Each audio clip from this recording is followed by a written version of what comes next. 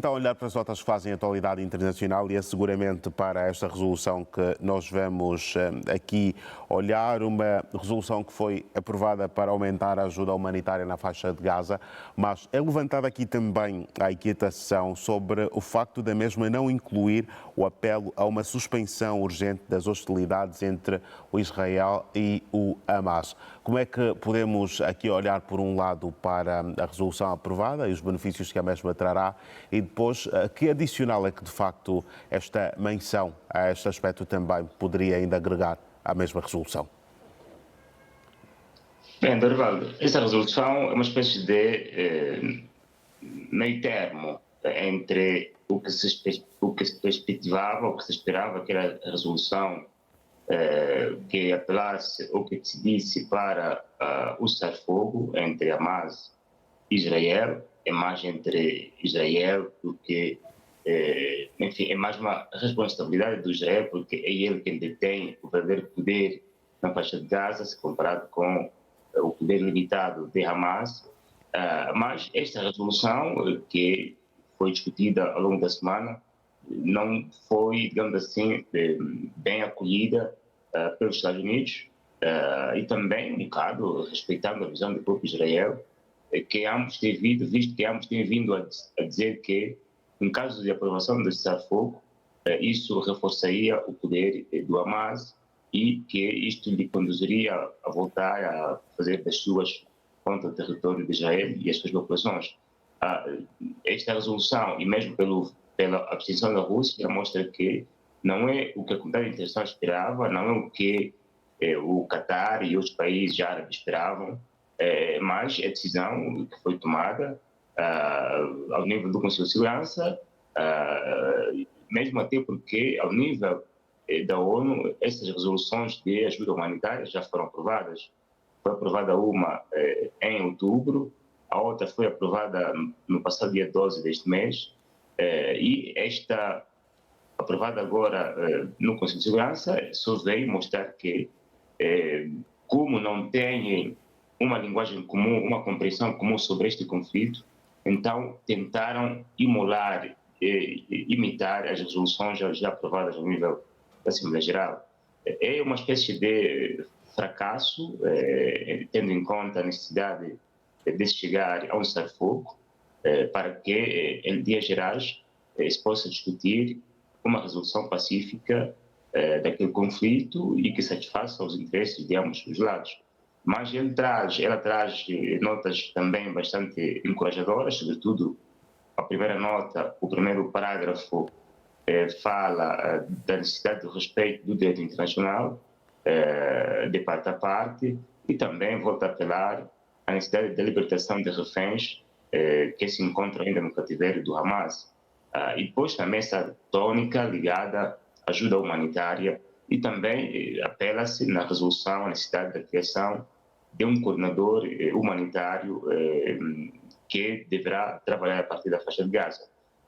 Enfim, sobre isso, essa resolução traz notas bastante importantes. Agora se espera que, ao nível prático, isso possa ser atuado, porque se, de um lado, se aprova uma resolução que vinha a ser aprovada, como tem vindo a ser aprovadas ao nível da Assembleia Geral, o conflito continua. Essa resolução apraz muito a Israel, mas não apraz ao mundo árabe ou muçulmano, mas é o Conselho que deve ser também revisto na ótica de aprovação de resoluções, sobretudo tendo em conta uma emergência como esta, ou seja, se este conflito não for resolvido de forma pacífica e existir o risco de que a incursão militar de Israel na faixa de Gaza, sobretudo na parte sul, poderá vitimar muitos civis, então se questiona qual é o papel do Conselho de Segurança em termos de manutenção da paz e da segurança internacionais. Porque essa resolução de ajuda humanitária, se discutiria se de facto é este o papel do Conselho de Segurança. É quase a rotina. Existem agências especializadas para ajudas humanitárias que agem independentemente da resolução do Conselho de Segurança, porque é a sua missão de dar ajuda humanitária às populações carenciadas. Portanto, do ponto de vista prático, Foi um fiasco, porque não conseguiu encontrar consenso sobre o cessar-fogo, mas, do ponto de vista teórico, estabeleceu um conjunto de parâmetros necessários para que as partes as observem com vista à resolução deste conflito por via, digamos assim, pacífica, mas na ótica da compreensão que cada um deles tirar desta mesma resolução.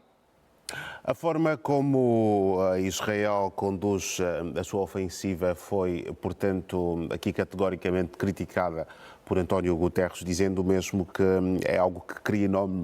enormes obstáculos à distribuição de ajuda humanitária a Gaza. Estes pronunciamentos de Guterres acabam até certo ponto por ampliar aquilo que é a responsabilidade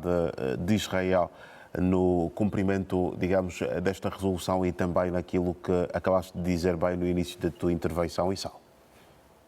Sim, Nervaldo, há um nexo, ele estabelece um nexo na sua intervenção entre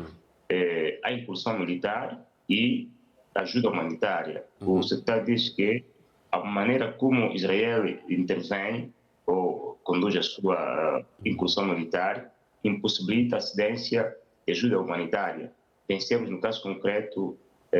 da ajuda humanitária através da fronteira sul com o Egito. Esta ajuda, o Egito pode abrir a parte da sua fronteira com a faixa de Gaza, mas se Israel não permitir a abertura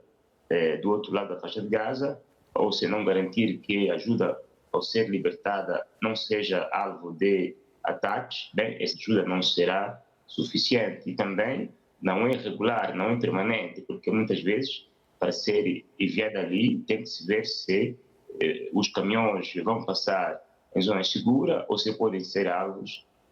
enfim, de ataques diretos ou colaterais da parte de um dos intervenientes deste conflito. Há este risco que levou o secretário-geral da ONU a fazer essa ilação. Isto coloca o acento tônico na responsabilização de Israel no que toca à possibilitação de ajuda humanitária às populações da faixa de Gaza, mas também é hora de questionar-se se este conflito só vai continuar a ser visto na ótica de ajudas humanitárias. Quando é que essa ajuda vai ser terminada? Vai ser uma ajuda perpétua ou há um timing pré-estabelecido para que a ajuda seja dada, além do qual não será mais, digamos assim, autorizada, porque se espera que, a partir daí, se chegue a um cessar-fogo e a paz na faixa de Gaza. E, sobretudo, as populações da faixa de Gaza precisam só de alimentação, de saúde, de cobertores, ou também precisam do caráter das armas, né? Ou seja,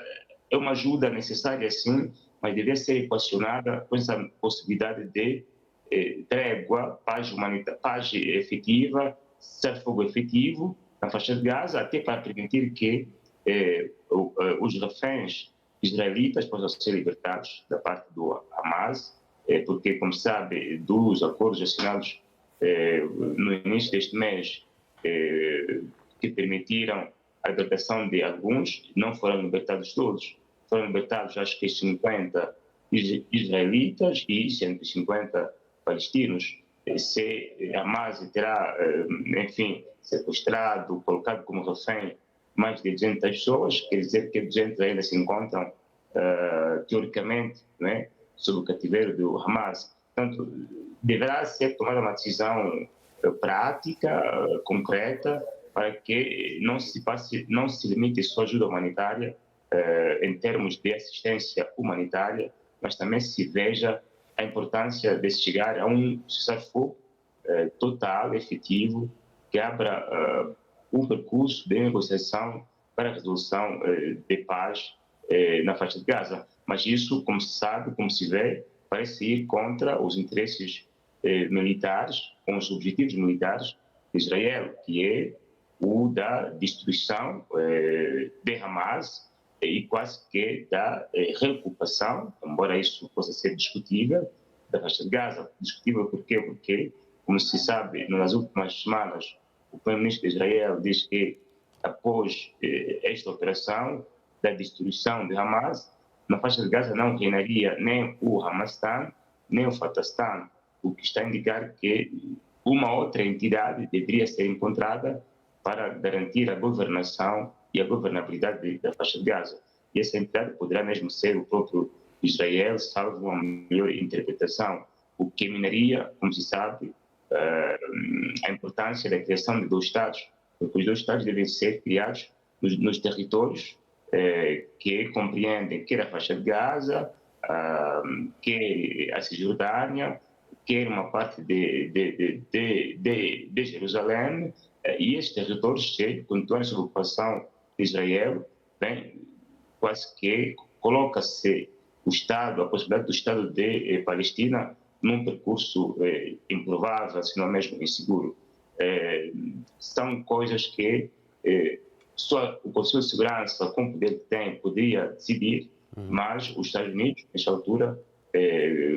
não veem isto desta ótica, também porque é um assunto que entra na lógica da campanha pré-eleitoral, com Israel a ser um assunto quase que bipartisan entre republicanos e democratas. Mas se isto continuar também, vai continuar a colocar em risco a vida de milhares de pessoas na faixa de Gaza, porque, como se sabe, é um território bastante pequeno, com uma grande densidade demográfica, sendo a maior parte da população jovem, se não mesmo crianças. Portanto, era hora que a comunidade internacional tomasse isto a sério para se encontrar uma solução que satisfaça os interesses de Israel e também da Palestina.